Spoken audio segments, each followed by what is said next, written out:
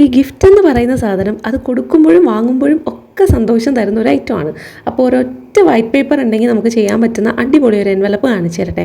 ഇത് A4 size paper ആയതുകൊണ്ട് എനിക്ക് ഒരെണ്ണം കൂടെ എടുക്കേണ്ടി വന്നു. എക്സാമിനൊക്കെ യൂസ് ചെയ്യുന്ന ഒരു വലിയ പേപ്പറില്ലേ, അതാണെങ്കിൽ ഒരൊറ്റ പേപ്പർ തന്നെ മതിയാവും കേട്ടോ. രണ്ട് സൈഡും 1 സെന്റിമീറ്റർ വെച്ച് വിട്ടിട്ട് 15 സെന്റിമീറ്റർ ലെങ്ത്തിലും 12 സെന്റിമീറ്റർ വിഡ്ത്തിലും ഒരു ബോക്സ് വരച്ചു. ആ ബോക്സിന്റെ മുകളിലായിട്ട് 2 സെന്റിമീറ്റർ ആൻഡ് 3 സെന്റിമീറ്ററിലാണ് ഇപ്പൊ കാണിച്ച വരകൾ രണ്ടും വരച്ചിരിക്കുന്നത്.